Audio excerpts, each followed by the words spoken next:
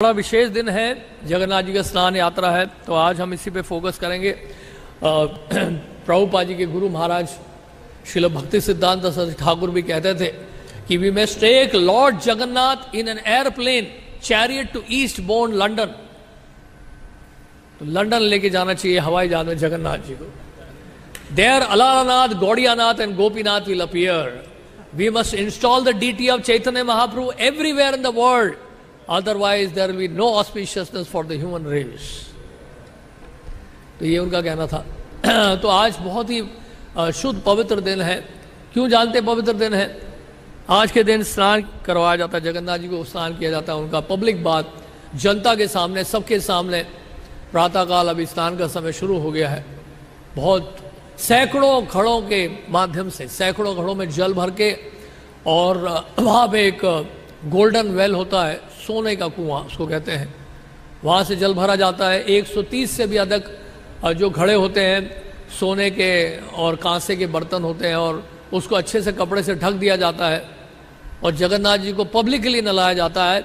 और आज के दिन जगन्नाथ जी सबको दर्शन देते हैं,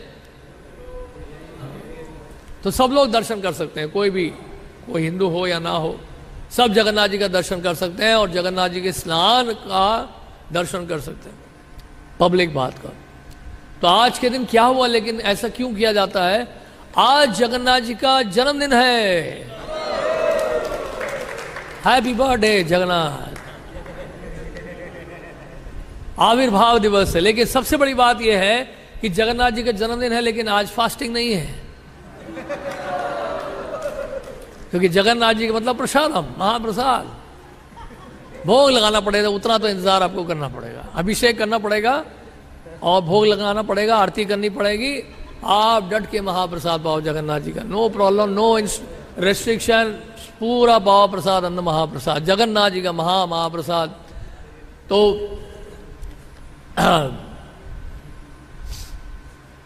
बड़ा अच्छा बताया, ये प्रणाम मंत्र जगन्नाथ जी का है। नीलाचल निवासाय नित्याय परमात्मने बलभद्र सुभद्राभ्याम जगन्नाथाय ते नमः। इसका मतलब है, I offer my humble obeisance to the eternal supreme Lord Jagannath, the super soul of all living entities, who resides with his divine elder brother Shri Balbhadra, Shri Subhadra Devi in the most holy abode of Neelachal। तो जगन्नाथ जी के सामने प्रणाम करते हैं तो ये मंत्र बोला जाता है। और जगन्नाथ जी के बारे में, भगवान जगन्नाथ जी के बारे में स्कंद पुराण में, स्कंद पुराण जो है वो सबसे बड़ा पुराण है सभी पुराणों में, 18 पुराणों में से। तो स्कंद पुराण में एक खंड आता है जिसका नाम है उत्कल खंड। उत्कल ओडिशा का जो पुराना नाम है वो था उत्कल, उत्कल क्षेत्र। तो उत्कल खंड है इसमें स्कंद पुराण में, जहाँ पर जगन्नाथ जी के बारे में दिया गया है। और एक और जगह पर भी दिया गया, पद्म पुराण में जो पुरुषोत्तम महात्म्य है, उसमें भी जगन्नाथ जी के बारे में विवरण सुनने को मिलता है। तो शास्त्रों में थोड़ा बहुत मतभेद होता है, आपस में कल्प भेद कथाएं होती हैं, तो अलग अलग थोड़ा सा अंतर होता है कथाओं में, लेकिन बेसिकली कथा वही है, सेम ही होती। डिटेल्स में थोड़ा, डिटेल तो वही होगा, मतलब थोड़ा सा जो है डिफरेंसेस, माइनर डिफरेंसेस आ जाते हैं। और ये भी इसलिए भी होता है कि अलग अलग कल्प में जो कथाएं होती हैं। तो सतयुग का समय था, उस समय महाराज इंद्रदुम्न रहते थे, उनकी पत्नी का नाम था गुंडीचा। ये वही महाराज इंद्रदुम्न हैं जो गौर लीला में महाराज प्रताप रुद्र बन के आए। महाराज प्रताप रुद्र महाराज इंद्रदुम्न के अवतार माने जाते हैं। तो महाराज इंद्रदुम्न का राज्य था। ब्रह्मा जी का जो दिन है उसमें जो पहले भाग में उनका राज्य था, जब ब्रह्मा जी ने सृष्टि की थी भगवत कृपा से, और महाराज इंद्रदुम्न उस समय सतयुग में वास करते थे, निवास करते थे। और कहाँ रहते थे? अवंतीपुर, उज्जैन, अवंती नगरी, जहाँ पर उज्जैन में कृष्ण बलराम, भगवान श्री कृष्ण बलराम गए थे सांदीपनि मुनि के आश्रम में उनसे शिक्षा लेने के लिए। तो मध्य प्रदेश के नाम से जो जाना जाता है जगह, तो वहाँ पे बहुत ही धार्मिक प्रवृत्ति के थे ये जो राजा थे वो बहुत उन्नत भक्त थे भगवान के। और महाराज इंद्रदुम्न तो उनका जो महल था वहाँ पे साधु संतों का हमेशा आना जाना लगा रहता था। कई साधु संत वहाँ पे आते थे और उनके प्रांगण में आकर रुकते थे रात को, और आपस में कृष्ण कथा होती थी। दूर दूर से लोग आते थे तीर्थ यात्रा करके, नील माधव का दर्शन करके, जगन्नाथ जी का दर्शन करके। जगन्नाथ जी तो उस समय बाद में आए थे, तो जगन्नाथ जी नहीं थे, तो नील माधव का दर्शन करते थे। और 100 मील दूर जगन्नाथपुरी से वहाँ पे नील माधव का दर्शन करते थे लोग, और आते थे तो राजा के पास भी आया करते थे। कई स्थानों में यात्रा करने के बाद, 30 स्थानों में यात्रा करने के बाद अवंतीपुर, क्योंकि उज्जैन पहले से ही, वहाँ लीला स्थली तो पहले से ही है, प्राचीन समय से ही है, तो वो सब घूमने के बाद आया करते थे, रुकते थे, आपस में चर्चा करते थे। तो एक ब्राह्मण जो था उसने सुना, जवंतीपुर का एक ब्राह्मण था, उसने सुना इन तीर्थ यात्रियों को आपस में चर्चा करते हुए नील माधव के बारे में। तो नील माधव के बारे में चर्चा करें तो बहुत अच्छा लगा उनको, बड़ा आनंद आया सुनकर, और उनकी सुंदरता का वर्णन हो रहा था, उनके सौंदर्य का वर्णन हो रहा था। और ब्राह्मण ने मंत्री को बताया, राजा के मंत्री को बताया। मंत्री ने आकर किसको बताया? महाराज इंद्रदुम्न को बताया। और महाराज इंद्रदुम्न को जब पता चला तो महाराज इंद्रदुम्न तो पहले से चाह रहे थे कि भगवान का दर्शन मैं कब कर पाऊंगा। उनके मन में उत्कंठा बनी रहती थी, भगवान का दर्शन करना चाह रहे थे, लालायित रहते थे वो कि कब मुझे भगवान का दर्शन प्राप्त होगा। और जब उन्होंने नील माधव के बारे में सुन लिया तो और उनका उत्साह और उनकी इच्छा बढ़ गई भगवान नील माधव का दर्शन करने के लिए। तो कैसे कर पाएंगे दर्शन? कहाँ है ये नील माधव? तीर्थ यात्रियों से पता करो जो रात को रुके हैं, रात को कल रुके थे। वो बोले तो रातों रात निकल गए हो, रात को आए थे, रुके थे, ले रातों रात यहाँ से चले गए। तो उन्होंने कहा अब क्या किया जाए, बड़ी समस्या होगी। उन्होंने कहा, मंत्री ने कहा, महाराज वो ये बता रहे थे कि कोई भी अगर नील माधव का दर्शन करेगा तो उसको दोबारा इस संसार में नहीं आना पड़ेगा और हमेशा के लिए वो मुक्त हो जाएगा, भगवान के धाम में जाएगा और भगवान का नित्य परिकर बन जाएगा नील माधव का दर्शन करने मात्र से। यहां तक उन्होंने बताया कि अगर कोई सोच भी ले कि मुझे नील माधव का दर्शन करने जाना है, या ये कोई सोच भी ले कि मुझे जगन्नाथपुरी जाना है, जगन्नाथ बलदेव सुभद्रा जी का दर्शन करना है, लेकिन मंदिर के अधिकारी रोक रहे हैं, आपको नहीं जाने दे रहे हैं कि नहीं इस साल नहीं जाना आपने, तो तब भी आपको उतना ही लाभ मिलेगा दर्शन करने का।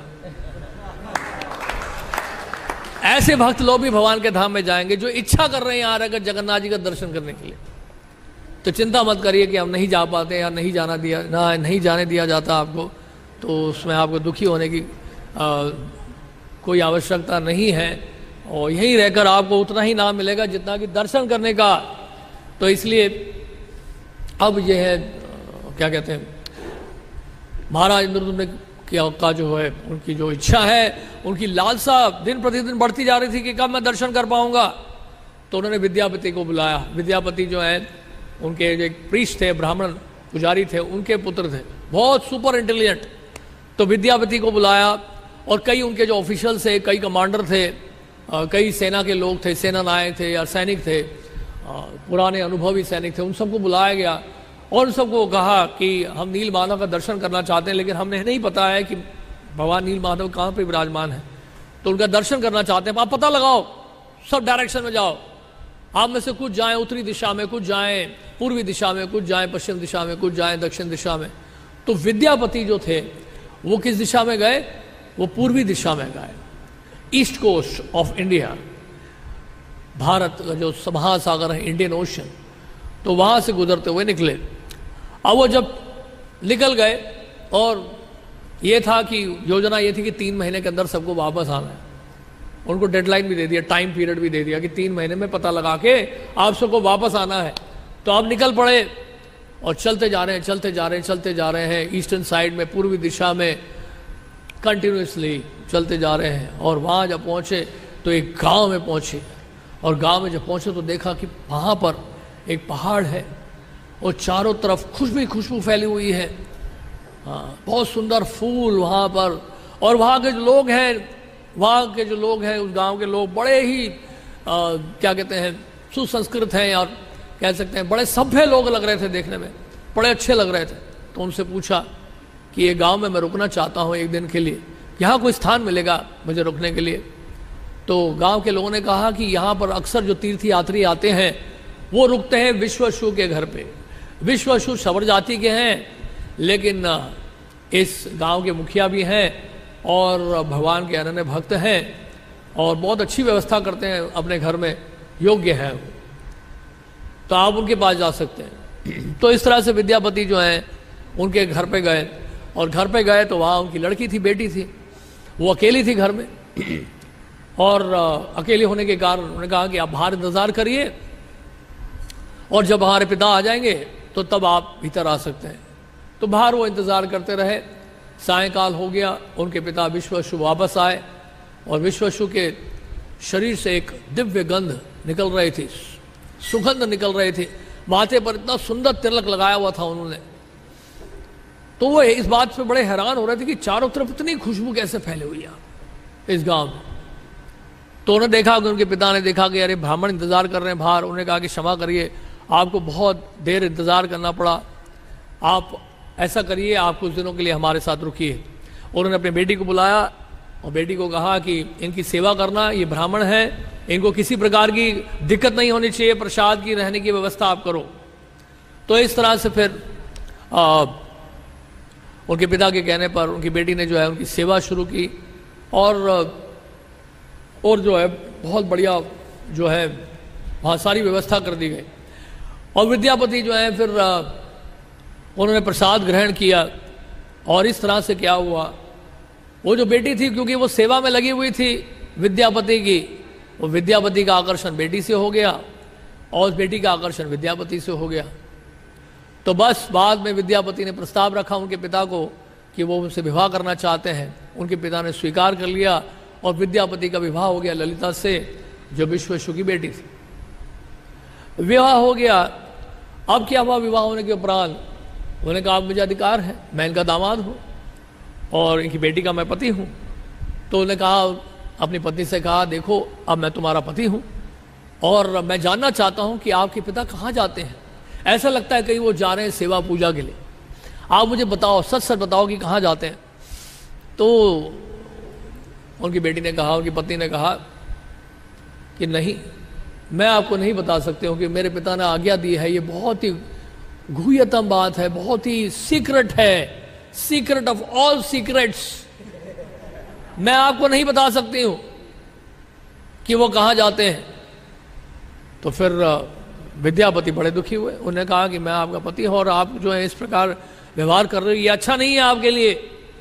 You are a chaste wife and you are behaving like this, what is this. तो वो बड़े बेचारे दुखी हुए विद्यापति। तो उसके बाद विद्यापति की पत्नी ने कहा कि ठीक है, मैं अपने पिता से पूछती हूँ और मुझे नहीं लगता है कि वो हाँ करेंगे, लेकिन फिर भी प्रयास करती हूँ, मैं कोशिश करूँगी। तो फिर ललिता गई, अपने पिता के पास गई और पिता से कहा कि आप जहाँ जाते हैं भगवान का दर्शन करने के लिए, वहाँ पर विद्यापति भी जाना चाहते हैं। उनको पता चल गया है कि भगवान नील माधव विराजमान है। फिर ललिता ने बता दिया, उनकी बेटी ने बता दिया था विद्यापति को कि ये भगवान नील माधव का दर्शन करने जाते हैं, उनकी सेवा पूजा करना चाहते हैं।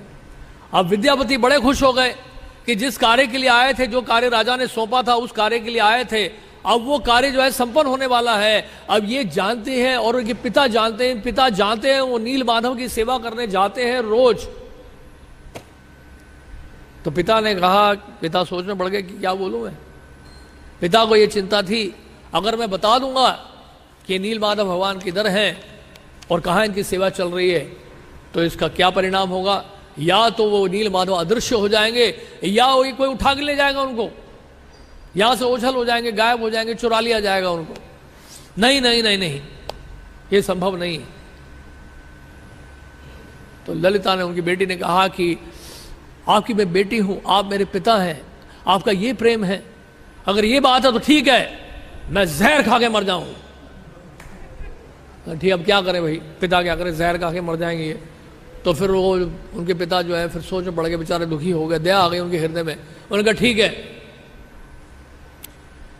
मैं विद्यापति को ले जाने के लिए तैयार हूँ, लेकिन एक शर्त है, एक कंडीशन है कि काला कपड़ा बांधूंगा मैं विद्यापति की आंखों में, यहीं से बांध कर ले जाऊंगा और साथ में जाएगा मेरे साथ बैठ के बैलगाड़ी में, और पहुंचने पर वहां पे मैं ये कपड़ा हटा दूंगा, भगवान नील माधव का दर्शन कर पाएगा वो, और उसके बाद वापस जब लौटेंगे तो फिर से कपड़ा आंखों के सामने लगा दिया जाएगा। काला कपड़ा, सफेद कपड़ा नहीं, बिल्कुल जेट ब्लैक। तो फिर बेटी ने आगे बताया कि विद्यापति को कि ऐसे ऐसे मेरे पिता ने कहा है, वो आपको तैयार है आपको ले जाने के लिए, लेकिन उन्होंने एक जो है एक कंडीशन रखा है कि आपकी आंखों में वो काला कपड़ा चढ़ाएंगे। ठीक है, उन्होंने कहा बहुत अच्छी बात है, तो हम इसके लिए तैयार हैं। तो विद्यापति गए और विश्ववसु उनको लेके गए, आंखों में काला कपड़ा बांधकर बैलगाड़ी में बैठे और चल दिए जहां पे भगवान नील माधव विराजमान है, 100 मील दूर पुरी से, जगन्नाथपुरी से। चलते गए चलते गए चलते गए। जाने से पहले ललिता ने कहा, देखो मैं आपकी सहायता करना चाहती हूं, आप चिंता मत करिए, आंखों में पट्टा डाला जा रहा है, काला पट्टा डाला जा रहा है, आप देख नहीं पाएंगे, रास्ते का पता नहीं चलेगा, दोबारा जाना होगा तो कैसे जाएंगे आप। ये लीजिए सरसों का बीज, बारिश का मौसम है, रास्ते में आप बीज गिरते जाइएगा, और बारिश का मौसम है, बहुत जल्दी ये बीज अंकुरित होंगे और सरसों का यहाँ पे खेत हो जाएगा, सरसों के फूल होंगे, और जिस रास्ते में सरसों के फूल होंगे उस रास्ते से आप आगे जा पाओगे, मेरे पिता को आपको ले जाने की आवश्यकता नहीं पड़ेगी। बहुत बढ़िया आइडिया, ये तो बहुत अच्छा विचार है। तो सरसों का बीज ले लिया और बीच में गिरते गए गिरते गए गिरते गए और पहुंच गए भगवान नील माधव के मंदिर में, और वहां चढ़ाई हुई पहाड़ी पे थे भगवान नील माधव, बहुत सुंदर सा और साक्षात नारायण का रूप था, चतुर्भुज रूप, शंख चक्र गदा पद्म उन्होंने धारण किया हुआ था, बहुत सुंदर लग रहे थे। और नील माधव का दर्शन करने के लिए पहुंचे, और विश्ववसु ने कपड़ा हटा दिया विद्यापति की आंखों से, वो काला कपड़ा हटाया, विद्यापति ने देखा कि सामने कौन है, भगवान नील माधव। वो स्तब्ध हो गए देखकर भगवान नील माधव को, स्तब्ध हो गए, एकदम दंग रह गए, एकदम स्तब्ध हो गए और आंखें टिकी रह गई उनकी। और उन्होंने कहा ठीक है आप यहीं पे इंतजार करो, मैं अभी आ रहा हूं, जाके मैं चंदन फूल और पूजा की जो सामग्री है वो मैं इकट्ठी करके ला रहा हूं, तब तक आप यहीं पे रुको और आप यहीं पे इंतजार करो। तो वहां पे वो इंतजार करने लगे। वहां सामने एक बहुत सुंदर सरोवर था, और सरोवर में चारों तरफ भंवरे मंडरा रहे थे, कमल का फूल था और पंछियों की आवाज, बहुत ही दिव्य वातावरण था वो। और वहां पे एक आम का पेड़ था, उस आम के पेड़ के ऊपर एक कौवा बैठा हुआ था, और कौवा वो जो आम के पेड़ पे बैठा हुआ था, पेड़ की टहनी पे बैठा हुआ था, उसको नींद आ गई, आंखें बंद हो गई उसकी, आंखें पहले बंद हुई, उसके बाद ऊपर से वो नीचे गिरा, और जैसे ही नीचे गिरा वो उस सरोवर में, जानते क्या हुआ, चतुर्भुज रूप में प्रकट हो गया वो, और वैकुंठ से जो है पार्षद आए और उसको लेकर चले गए वैकुंठ धाम। तो ये दृश्य देख लिया था विद्यापति ने, यानी ये तो चमत्कार हो गया, ये कौवा जो है उसको चतुर्भुज रूप मिल गया है, और वैकुंठ परिकर आए हैं, वैकुंठ पार्षद आकर इसको वैकुंठ धाम ले गए, मैं अपना समय क्यों खराब करूं यहां पर। अब यहां से जाऊंगा भगवान नील माधव के बारे में बताने के लिए महाराज इंद्र तुम लोग को, और अभी तो मुझे साक्षात वैकुंठ धाम जाने का मौका मिल रहा है, ये तो सबसे आसान तरीका है, सब लोग चलो आम के पेड़ के ऊपर और खड़े हो जाओ, वहां से छलांग मारो सरोवर में, back home back to godhead. कहा मंगल आरती में आना, 16 माला का जप करना, 4 नियम का पालन करना, वो भी जीवन भर, पता नहीं कब क्या हो जाएगा। ये सबसे इजीएस्ट तरीका है, कोई प्रैक्टिस की आवश्यकता नहीं है, कोई साधना की आवश्यकता नहीं, पेड़ में चढ़ जाओ, पर जंप मारो, और जैसे सरोवर में गिरोगे एकदम से चतुर्भुज रूप, back home back to godhead. कौन नहीं जाना चाहेगा। तो उन्होंने कहा मैं भी ऐसे ही करता हूं। उसे आकाशवाणी हुई, रुको विद्यापति, कहां जा रहे हो, आत्महत्या करने की कोशिश मत करना, अभी आपके पास बहुत सारी जिम्मेदारियां हैं, अभी आपने संसार के उद्धार के लिए, लोक कल्याण के लिए बहुत कुछ करना है, आप जाइए वापस, महाराज इंद्र तुम लोग को सूचना दीजिए कि यहाँ पे आपने भगवान नील माधव का दर्शन कर लिया है, यह आपके कर्तव्य है, इस कर्तव्य को निभाना होगा, इतनी जल्दी शरीर छोड़ने की आवश्यकता नहीं। तो आकाशवाणी सुनकर घबरा गए वो विद्यापति, और वहां पर पहुंचे नील माधव के मंदिर में। अब उतने में विश्ववसु आ गए। अब विश्ववसु जब वापस आए तो उनको तो पता ही नहीं था कि ये सब क्या हुआ इस पीछे, और उन्होंने जो है फिर पूजा शुरू की अपनी, चंदन से, अगरबत्ती से और पुष्प आदि से अपना अर्चन पति की पद्धति के अनुसार जो है भगवान नील माधव की बहुत बढ़िया से सेवा की। सायंकाल का समय आ गया, उन्होंने कहा ठीक है अब हम वापस चलेंगे। फिर से काला कपड़ा जो है बांध दिया उन्होंने, किसके? विद्यापति की आंखों में। विद्यापति की आंखों में बांधने के बाद, काला कपड़ा बांधने के बाद जब वो रास्ते में लौट रहे थे, और उसके बाद रास्ते में भगवान नील माधव ने आकाशवाणी की और ये कहा कि अब मैं महाराज इंद्रद्युम्न के पास जाना चाहता हूँ सेवा के लिए, मैं राज सेवा स्वीकार करना चाहता हूँ, आप कृपा करके मुझे वहाँ जाने थे। तो आप चिंता मत करो, आप भयभीत मत होना। लेकिन विश्ववसु तुरंत ही वास्तव में दुखी हो गए, निराश हो गए। अरे नील माधव यहाँ से चले जाएंगे राजा के पास, राजघराने में, और ये लड़का जाके महाराज इंद्रद्युम्न को जाके सब बता देगा। तो बहुत ज्यादा दुखी हुए। अब उन्होंने कहा, उनको बड़ा विरह महसूस होने लगा नील माधव से, अभी गए भी नहीं, उससे पहले ही बहुत विरह महसूस हो रहा था उनको। और उन्होंने कहा कि ठीक है, ये लड़का जाएगा, जाके बताएगा तब ना, मैं लड़के को जाने नहीं दूंगा। लड़के को अपने घर में ही कैद कर लिया उन्होंने। विश्ववसु ने विद्यापति को अपने घर में कैद कर लिया, अपने दामाद को ताला लगा दिया कमरे में, और उनकी बेटी परेशान हो गई, भाई ये क्या है, हमारे पति देव ही अंदर घुस गए, कमरे के अंदर ताला लग गया। और तो विद्यापति ने कहा, देखो ऐसा है, मैं आपका पति हूं, आप मेरी पत्नी हो, आपकी जिम्मेदारी बनती है कि आप मेरी सहायता करो। अपने पिता को जाके बताओ मेरे लिए बहुत जाना आवश्यक है इस समय महाराज इंद्रद्युम्न के पास, मुझे कृपा करके यहां से छुड़वाओ कैसे भी करके। तो फिर विद्यापति विश्ववसु के पास गई, उनकी बेटी गई और कहा कि हे पिताश्री, ये आपने क्या किया, आपने तो अपने ही दामाद को जो है कैद कर लिया अपने घर में, ये तो अच्छी बात नहीं है, इनको छोड़ दीजिए आप। अगर आप नहीं छोड़ेंगे इनको तो मैं जहर खा के मर जाऊंगी। तो उनके पास ये रामबाण था डायलॉग। तो वो विश्ववसु बेचारे घबरा गए, जहर खा के कहीं मर ना जाए। तो उनके हृदय में दया आ गई, उन्होंने ताला खोल दिया। और ताला खोल दिया उसके बाद महाराज विश्ववसु जो है, विद्यापति, क्षमा करिए, विद्यापति अब अवंतीपुर की तरफ चल पड़े।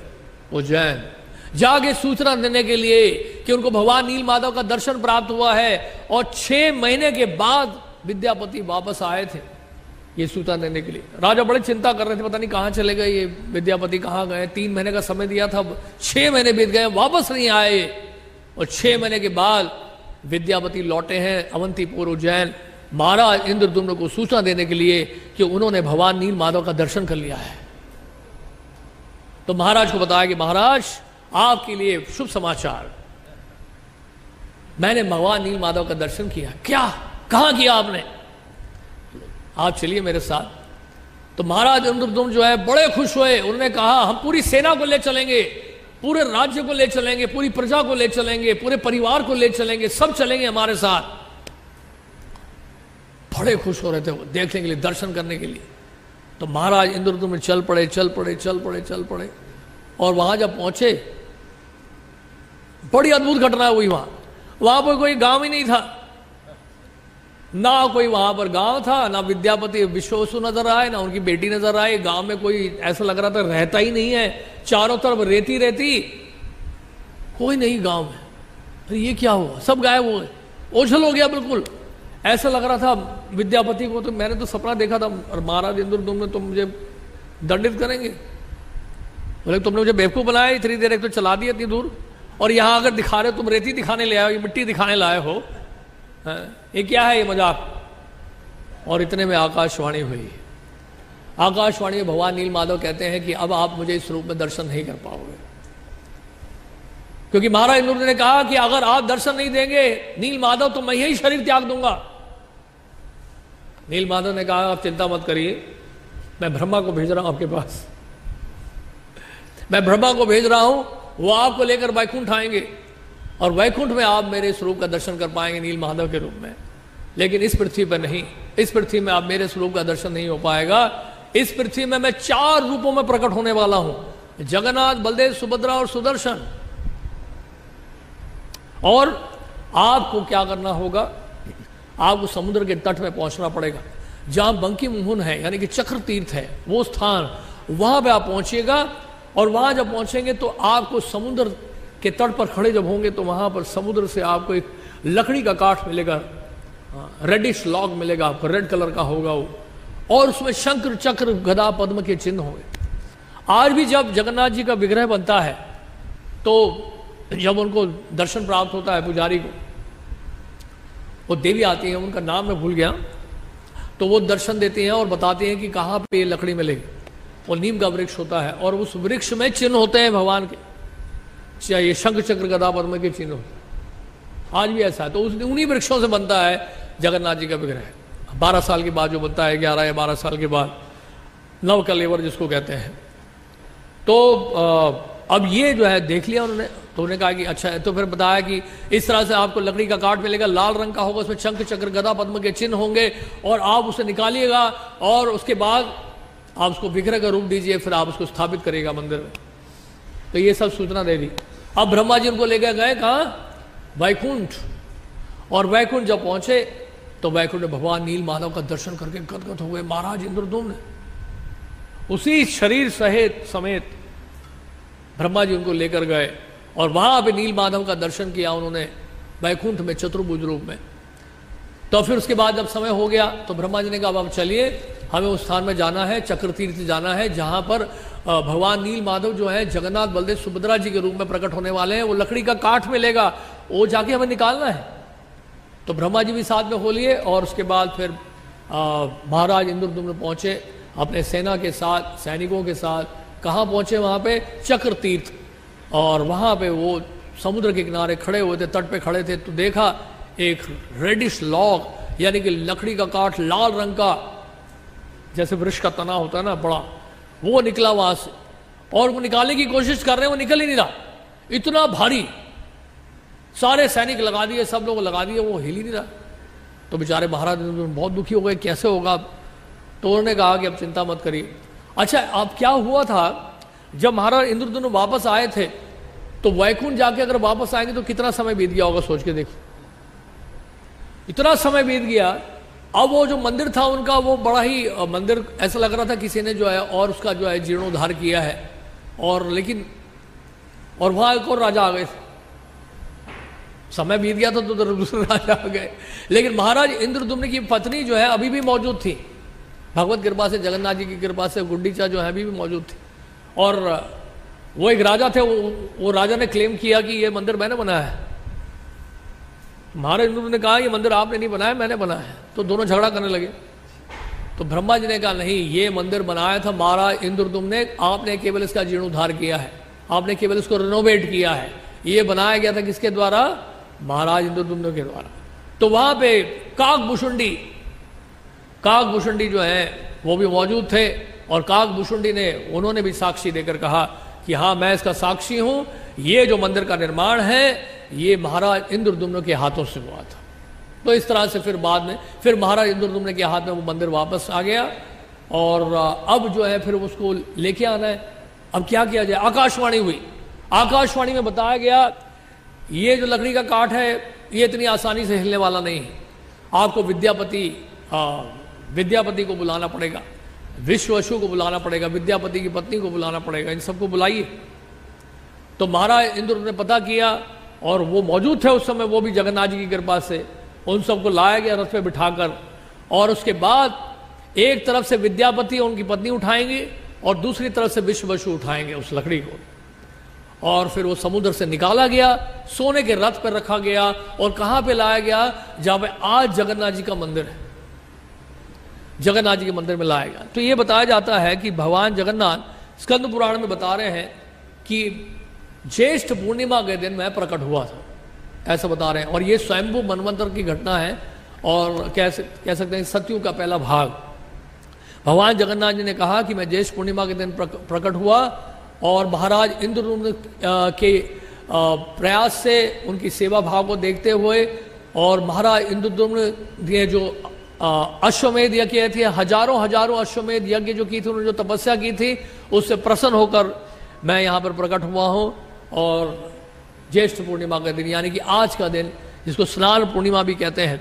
और इस प्रकार जगन्नाथ जी जो हैं वो स्वयंभू मनवंतर में प्रकट हुए, स्वयंभू मनवंतर में। और ये बताया जाता है जो जगन्नाथ जी का विग्रह जो स्थापित किया गया, ब्रह्मा जी के द्वारा ये प्राण प्रतिष्ठित हुआ, ब्रह्मा जी इनको स्थापित किए स्वयं जगन्नाथ बलदेव सुभद्रा जी को।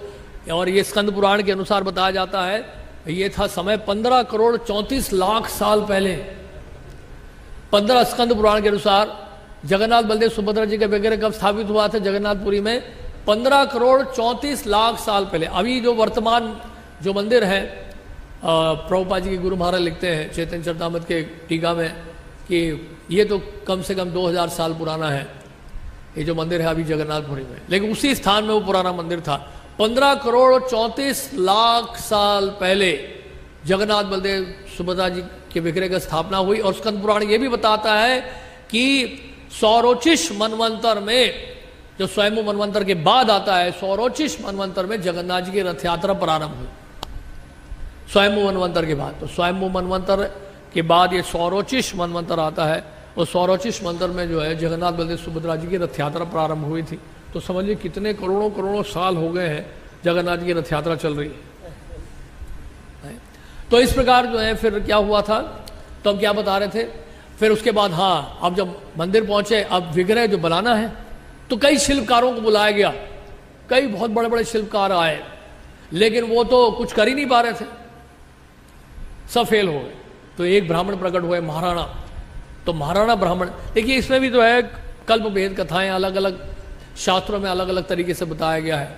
तो एक जगह बताया कि महाराणा नाम के एक ब्राह्मण आए और ने कहा कि मैं आपके लिए विग्रह बना दूंगा, लेकिन एक शर्त है, 21 दिन का मुझे समय चाहिए, और जब तक 21 दिन के समय में कोई भी जो है दरवाजा नहीं खोलेगा। तो इस तरह से वो बनाने लगे, और जब लगभग 14 दिन बीत गए, अंदर से कोई आवाज ही नहीं आ रही थी। ऐसा लग रहा पता नहीं खाए पिए नहीं, कुछ नहीं, दरवाजा नहीं खोला, पता नहीं जिंदा भी है कि नहीं अंदर, दरवाजा अंदर से बंद है। गुंडीचा परेशान हो गई, जो महाराज इंद्रदुम्न की पत्नी थी, उन्हें कहा खोलिए खोलिए दरवाजा, पता नहीं भूखे न मर गए हो ये ब्राह्मण। प्रधानमंत्री ने कहा नहीं नहीं, उनके जो प्रधानमंत्री थे महाराज इंद्रदुम्न के, उन्होंने कहा महाराज दरवाजा मत खोलिएगा। उनका ये शर्त था, उनका कंडीशन था, वो विग्रह बना रहे हैं, वो अंदर है निश्चित रूप से, मत खुलवाइए। लेकिन गुंडीचा ने कहा, उनकी पत्नी ने कहा नहीं खोलिए खोलिए दरवाजा खोलिए, आप ये भूखा मर जाएगा ये ब्राह्मण। अब वो बहुत बार बोलने लगी, तो फिर महाराज सोचने परेशान हो गए, यार क्या है, एक तो हमारा प्रधानमंत्री कहता नहीं खोलो, और ये पत्नी बोलती है खोलो। अब किस चुनाव तो करना पड़ेगा, किसी की तो बात सुननी पड़ेगी। तो फिर अल्टीमेटली गुंडीचा के कहने पर, उनकी पत्नी के कहने पर उन्हें दरवाजा खोल दिया। और दरवाजा जब खोला तो महाराणा जो है ब्राह्मण अप्रकट हो गए, गायब भी हो गए वो। लेकिन आकाशवाणी हुई कि बस वो अब इसी विग्रह के इसी रूप में वो रहेंगे। जगन्नाथ बलदेव सुभद्रा जी अब पूरे बने भी नहीं थे, जो इस रूप में आप जगन्नाथ जी को देखते हैं उसी रूप में वो दिखाई पड़े, और आकाशवाणी हुई कि इसी रूप में मेरी स्थापना की जाए।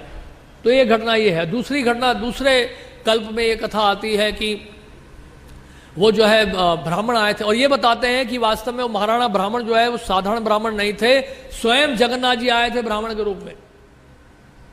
और दूसरे कल्प में बताया जाता है कि ब्राह्मण आया और ब्राह्मण ने कहा कि मुझे 21 दिन का समय दीजिए, कोई नहीं खोलेगा दरवाजा। और इन्होंने फिर से 14 दिन में दरवाजा जब खोला तो उन्होंने कहा आपने क्यों खोला, मैंने आपको मना किया था ना, अब ये कार्य अधूरा रह गया कि नहीं रह गया, अब आगे नहीं बनेगा ये, आप चिंता मत करिए, दुखी मत होइए, अब इसी रूप में इनकी पूजा होगी, सेवा होगी, इसी रूप में ये सेवा स्वीकार करेंगे जगन्नाथ बलदेव सुभद्रा और सुदर्शन। तो इस तरह से फिर वो भी अप्रकट हो गए।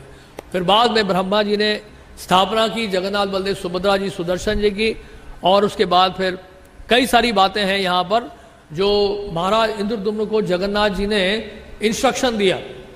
क्या क्या इंस्ट्रक्शन दिया आप सुनना चाहते हैं?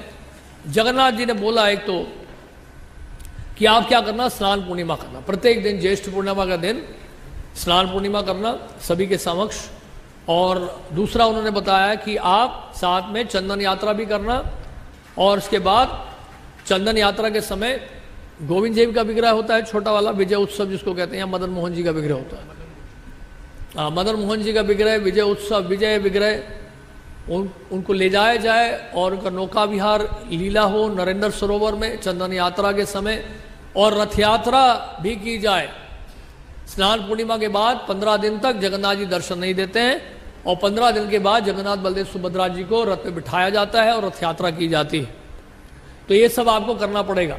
और सबसे महत्वपूर्ण बात उन्होंने क्या बताई, उन्होंने कहा कि जो विद्यापति की जो ब्राह्मण पत्नी है, विद्यापति की जो ब्राह्मण पति है, उनके जो वंशज हैं, उनकी जो संतानें हैं, वो मेरे विग्रह की सेवा करेंगे।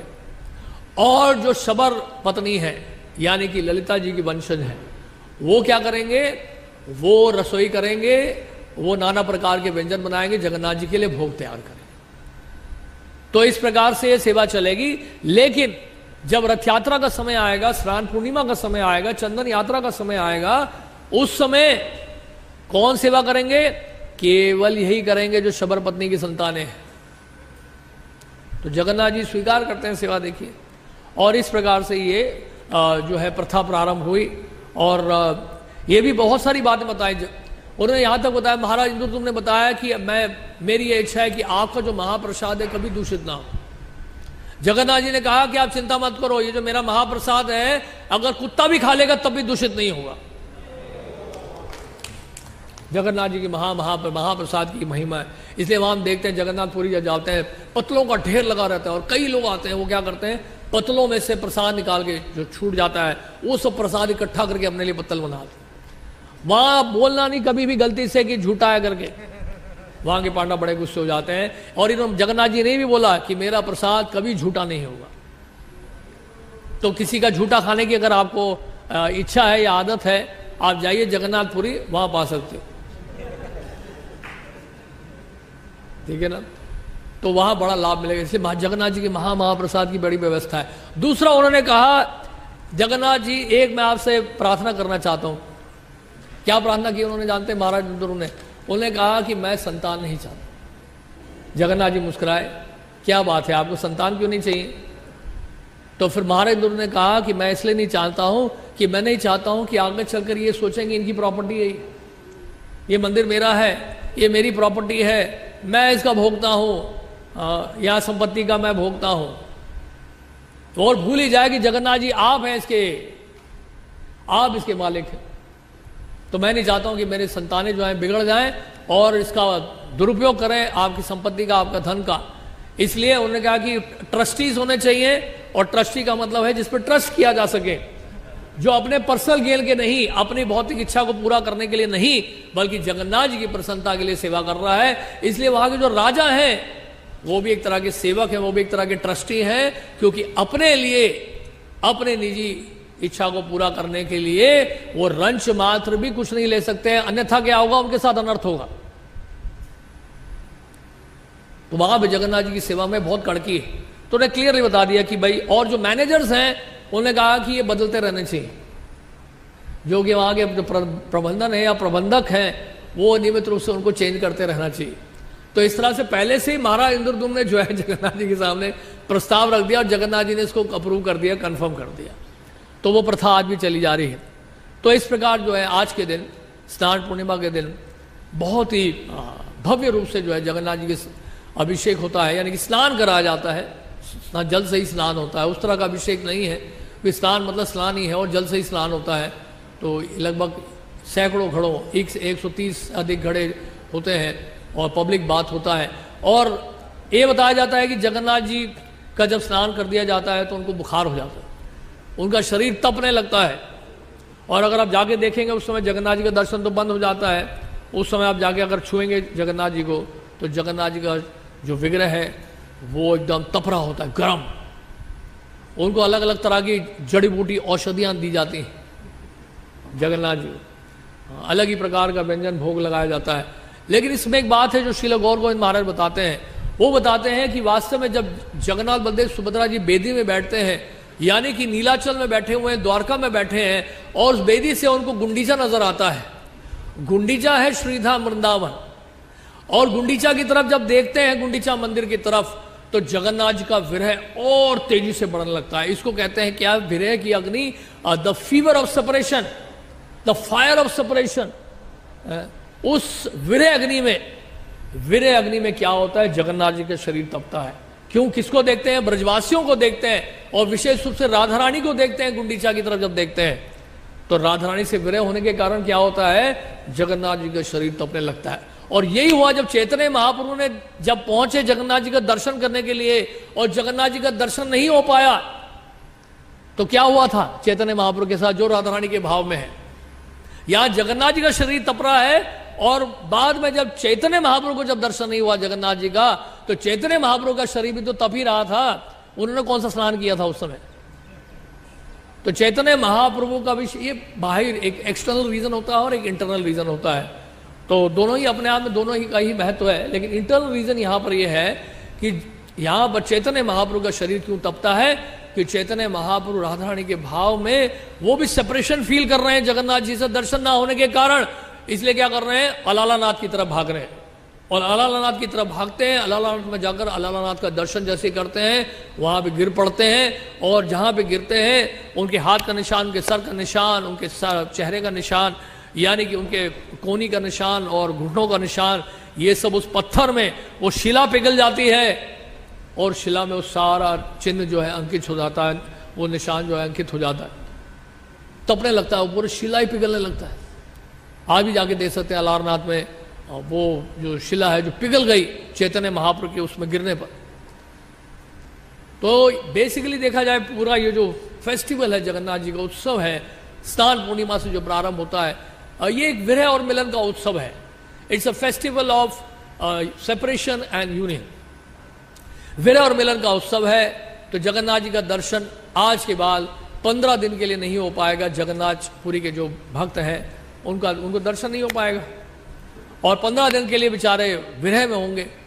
और जैसे ही दर्शन खुलेगा तो सब इंतजार करेंगे जगन्नाथ मंदिर के बाहर, करोड़ों करोड़ों लोग, लाखों लाखों लोग, और यहां तक कि देवी देवता भी उतरेंगे जगन्नाथपुरी में, सब इकट्ठे होंगे। जगन्नाथ जी बाहर निकलने वाले हैं, हमें दर्शन देने वाले हैं। 15 दिन के बाद अंदर से क्या उत्कंठा होगी लोगों के अंदर से क्या लालसा होगी, सोच के क्या लोलुपता होगी। जगन्नाथ जी का दर्शन अब 15 दिन तक नहीं कर पाए, अब दर्शन करने वाले हैं। हमने देखा, अनुभव किया यहां पर भी। जब हम एक बार पीछे गौरताई का दर्शन बंद रहा, कुछ कारण से, याद नहीं आ रहा मुझे क्या कारण था, जो भी था, कुछ काम चल रहा था, कुछ हुआ था, तो गौरताई का दर्शन नहीं कई दिनों तक हुआ था, दरवाजा बंद ही रहा। और जब गौरताई का दर्शन जब खोला, गौरताई बड़े कमजोर लग रहे थे। कई भक्तों का अनुभव है, गौरताई जो है भोग तो लग ही रहा था, लेकिन चेहरा उनका बिल्कुल उतरा हुआ था। और उसके बाद हफ्ते 10 दिन में जब भक्तों ने खूब कीर्तन किया, गोपी महाप्रभु की टीम ने खूब नाचे गाए, संकीर्तन किया, फिर से हुष्ट पुष्ट हो गए, चेहरा एकदम से खिल गया। ये रियल बात है, और ये कई भक्तों ने अपना एक्सपीरियंस बताया। तो ये होता है, ऐसा नहीं कि केवल भक्ति विरह महसूस कर रहे हैं भगवान से, भगवान भी विरह महसूस कर रहे हैं भक्तों से। भक्त भी चाहते हैं कि गौर नेता को बहुत सुंदर वेदी में बिठाया जाए जल्दी से, वो उधर खड़े हुए हैं, कोने में खड़े हैं, नहीं बहुत दिन हो गए, कई महीने हो गए, गौर नेता जल्दी से आए, अपने नए वेदी में निवास करें, वहीं पे आके विराजमान हो और उनके सामने फिर से कीर्तन हो, कितने खुश होंगे देखिए। तो इस प्रकार से सेवा का भाव प्रकट करते हैं भक्त लोग। और ये विरह और मिलन का उत्सव विप्रलंब तट क्षेत्र जगन्नाथपुरी, जहाँ पे जगन्नाथ बलदेव सुभद्रा जी से विरह हो रहा है भक्तों को, अब आज से शुरू हो जाएगा, आज के बाद दर्शन नहीं होगा 15 दिन तक। तो इस प्रकार जो है ये लीला भगवान करते हैं। और आज जो है जगन्नाथ बलदेव सुभद्रा जी का आविर्भाव हुआ इस पृथ्वी में, जगन्नाथ जी प्रकट हुए हैं ज्येष्ठ पूर्णिमा के दिन, इसको स्नान पूर्णिमा भी कहा जाता है। और श्रील प्रभुपाद जी की कृपा से आज पृथ्वी में, आप पूरे पृथ्वी में जगन्नाथ बलदेव सुभद्रा जी को देख रहे हैं। पूरे पृथ्वी में कितने स्थानों में स्नान पूर्णिमा चल रही होगी देखिए, जगन्नाथ बलदेव सुभद्रा जी को नहलाया जा रहा होगा। प्रभुपाद जी की अपार कृपा। प्रभुपाद ने कहा वाई ओनली जगन्नाथपुरी, ये पूरी नाथ थोड़ा है सिर्फ, ही Jagannath is a lord of the universe, हम उनको पूरे संसार भर में लेके जाएंगे। हरे कृष्ण, श्रील प्रभुपाद की जाए। कोई प्रश्न? हरे कृष्ण, बहुत बहुत धन्यवाद। तो स्नान यात्रा के संबंध में तो मुझे काफ़ी, लेकिन जो दो वैष्णवों के तिरोभाव हैं उनके बारे में पर्याप्त चर्चा नहीं हुई। और ये दोनों वैष्णव मुकुंदत और श्रीधर पंडित, इन दोनों का आज तिरोभाव है और हमारे वैष्णव कैलेंडर में इनका आविर्भाव नहीं आता है, तो साल में केवल एक ही दिन याद करते हैं। तो थोड़ा सा एक बिंदु मुकुंद दत्त के चरित्र में हम सुनेंगे कि जिस समय भगवान चैतन्य अपना ईश्वर आवेश में थे तो अपना दर्शन दे रहे थे, और पर्दे के अंदर उन्होंने अपने को रखा हुआ था, और जिसको बुलाएंगे वही पर्दे के अंदर आएगा और दर्शन करेगा, और बाकी कोई दर्शन नहीं कर सकता। तो भगवान ने सबको बुलाया, मुकुंद दत्त को नहीं बुलाया, दर्शन के लिए नहीं बुलाया। तो फिर जो है श्रीवास पंडित ने कहा कि प्रभु आप मुकुंद दत्त पर कृपा क्यों नहीं कर रहे, उनको आप दर्शन क्यों नहीं दे रहे। तो भगवान ने फिर ये कहा कि उसको दर्शन नहीं मिलेगा। और मुकुंद ने जो है फिर श्रीवास पंडित से ये कहा कि आप प्रभु जी से ये पूछ लीजिए कि मुझे कब दर्शन होगा। तो भगवान चैतन्य जो है पर्दे के अंदर से ही बोलते हैं कि मुकुंद दत्त को 1 करोड़ जन्मों के बाद दर्शन होगा। तो मुकुंद दत्त जो है बहुत प्रसन्न हो गए और नाचने लगे कि 1 करोड़ जन्मों के बाद दर्शन होगा। तो यहाँ पर एक बात समझने की ये है कि 1 करोड़ जन्मों तक भी जो है उनको अगर दर्शन नहीं होगा तो भी कोई दिक्कत नहीं है, कि भक्तों के साथ में श्रवण कीर्तन, गीत नृत्य ये सब चलता रहेगा। तो 1 करोड़ जन्म क्या है, कोई दिक्कत नहीं। तो भगवान चैतन्य भी ऐसा वर मांगते हैं कि जन्मनि जन्मनि भवता हेतु की भक्ति हेतु की। तो हेतु की भक्ति जन्म जन्म अगर मिले, तो अगर भगवान का दर्शन नहीं होता है तो भी हम भक्तों की संगति में श्रवण कीर्तन करते हैं तो उसमें भी भगवान की पूरी संगति प्राप्त होती है। तो मुकुंद दत्त इस भाव से कि मुझे भक्तों के संग में 1 करोड़ जन्मों का भी जो है मतलब कोई वो नहीं है, मतलब कोई कष्ट नहीं है। तो भगवान चैतन्य के इस भाव से प्रसन्न हो गए। दूसरा श्रीधर पंडित का जो चरित्र है तो बहुत विस्तृत है। एक बिंदु भगवान चैतन्य जब श्रीधर से कहते हैं कि तुम जो है वर मांग लो, मुझसे कोई वर मांग लो तो मैं 8 प्रकार की सिद्धियां दे सकता हूँ और बहुत बड़े महाराज्य का स्वामी बना देता हूँ। तो श्रीधर पंडित ने जो है क्या कहा कि आपकी अब जो है ये माया नहीं चलेगी। श्रीधर पंडित ने भगवान से कहा आपकी अब ये माया नहीं चलेगी, क्योंकि आप भक्ति देवी के द्वारा पराजित होते हैं, आप भक्ति देवी के द्वारा पछाड़ खाते हैं। तो भक्ति देवी को छिपा करके और सब जो है वरदान देने के लिए तैयार हैं। तो अब जो है यहाँ तो सभी लोग भक्ति ही मांग रहे हैं। अब आप जो है जितना भी आप जो है प्रलोभन दो, लेकिन आप भक्ति देवी नहीं देना चाहते हैं, तो उसी से पराजित होते हैं। तो श्रीधर पंडित ने बड़े अजीब तरीके से भगवान चैतन्य को जो है मतलब इस प्रकार से चुनौती दी, और भगवान जो है उनकी इस चुनौती से बड़े प्रसन्न हुए और फिर भगवान ने अपनी भक्ति का वरदान दिया। तो यहाँ पर हमें ये शिक्षा प्राप्त होती है कि अगर भगवान कुछ भी प्रलोभन दें तो आप जो है तैयार रहिए कि आपको जो है उसमें फंसना नहीं, कि भगवान जो है मुक्तिम ददाति कनिचित न भक्ति योगम। तो भक्ति योग नहीं प्रदान करते हैं भगवान, क्योंकि उसमें उनको बंधना पड़ता है, उनमें उसको पराजित होना पड़ता है, उन्हें पछाड़ खाना पड़ता है। लेकिन भक्त लोग जो है जो चतुर होते हैं, चतुर भक्त होते हैं, वो भक्ति के अलावा और कुछ मांगते नहीं कि हमें भक्ति चाहिए, हमें सेवा चाहिए। प्रभुपाद ने भी हमको यही शिक्षा दी कि हरे कृष्ण मंत्र का जाप करते हो तो मुझे सेवा में लगाओ, मुझे सेवा में लगाओ। और कोई चीज़ अगर मांगी तो बस आप जो है मतलब वो हो जाएंगे, मतलब क्या है ठगे जाएंगे। आपको बहुत बड़ा जो है आप धोखा खाएंगे और ठगे जाएंगे। भगवान से अगर कुछ मांगना है तो सेवा मांगना है, केवल भक्ति मांगना है।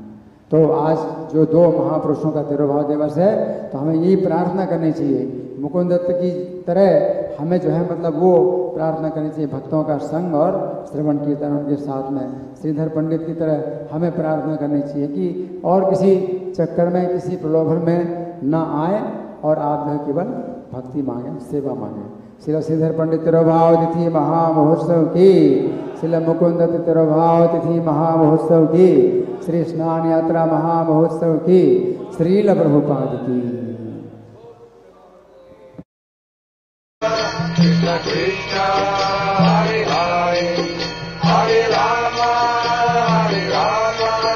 राम राम हरे हरे। हरे कृष्ण कृष्ण कृष्ण हरे हरे हरे राम राम राम हरे हरे। हरे कृष्ण कृष्ण कृष्ण हरे हरे हरे राम राम राम हरे हरे। हरे कृष्ण कृष्ण कृष्ण हरे हरे हरे राम